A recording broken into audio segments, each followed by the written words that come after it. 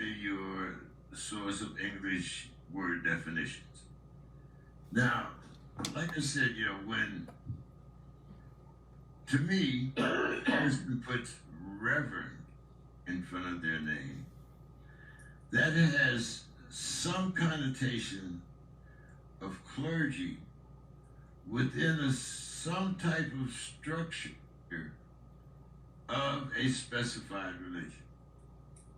Now, this is, if you go to prison or, you actually become familiar with all of the different organizations that are out here, one of the ways that guys put on their resume when they're getting ready to go in front of the parole board is that I'm an ordained minister. Now, this might be in a satanic church. This might be in any type of organization whatsoever, but he gets to use that term Reverend. And when you put that term Reverend in front of your name, people have certain expectations, just like they do if you put doctor in front of you. Now, you might be a doctor of divinity, you might be a doctor of philosophy. It doesn't matter. The first thing they see is doctor. Then they might ask you what you're a doctor of.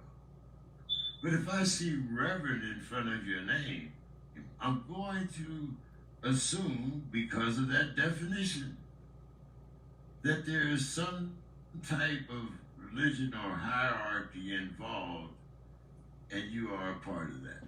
See, the thing is, though, is that, like you said, in jail, anybody can hold the title. You can go right now, the same ordained minister thing that I got, you can go get that right now. It is a website, and I didn't believe it when I looked at it 10 years ago, and I was like, I'm not doing this. This got to be fake.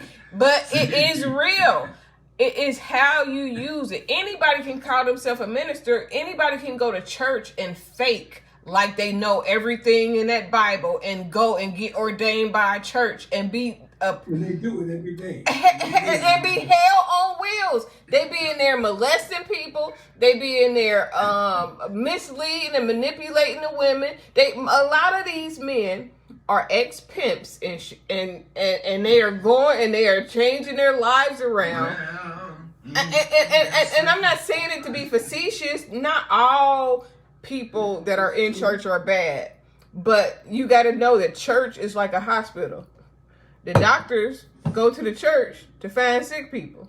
So guess where people go to pray on people at? In the church. So when you have the mindset of, oh, just forgive, or, oh, you got to treat everybody like they don't have a past. No, you got a past. And we need to know what it is, because if you ever start slipping, you're going to go right back to how you was living before. But anybody can have that title. It's more about the anointing on your life, the ability to create results, to hear from God. You can tell when a person you can kind of tell when a person hear from God, and you kind of can't, because, a person will say God said in a minute. But where's the results, the fruits of it? Where's the manifestation of, if you say you had a dream, then when is it coming to pass? If you say you prophesied, and I hate this, I have a whole series about this that I'm going to do soon on Speaking Freedom TV, because people want to prophesy every week. We ain't even seen the last prophecy come to pass. So how you still prophesying every single time you have a church service? That don't even make sense. But it's a lot of manipulation, because them dollars coming in. If I can get you emotionally drawn, emotionally going, then I can get you to give your whole life away.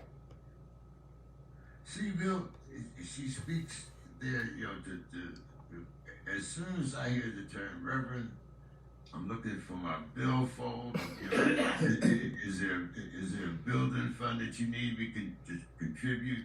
Do you need an airplane? Perhaps you need that Rolls Royce or that Bentley that I just saw down here. That's the extreme. Mm-hmm. That's the extreme. There's nothing in churches that will pick up the elderly. And it's extremes on both sides, though, too. What do you mean that that's the extreme when I've seen the same thing going on from Daddy Grace all the way up until now with Joe, whatever the hell his name. But you talking about James, if you're in a social club, mm-hmm. There's dues. You have to pay dues. Everybody has to pay a light bill. I don't care who you are. You got to pay a light bill. You got to keep your lights on. You got to heat your place. You got to air condition it. And these things cost money.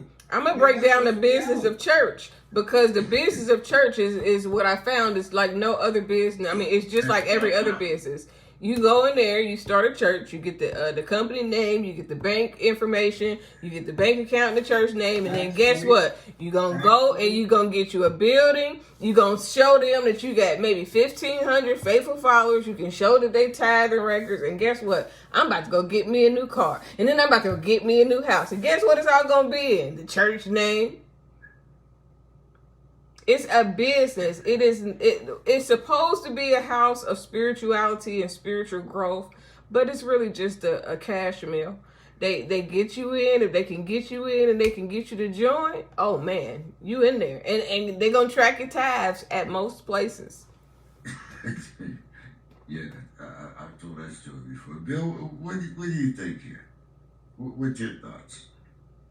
Well, I guess it depends on which part of what we're discussing. Let's start with the Reverend. Just like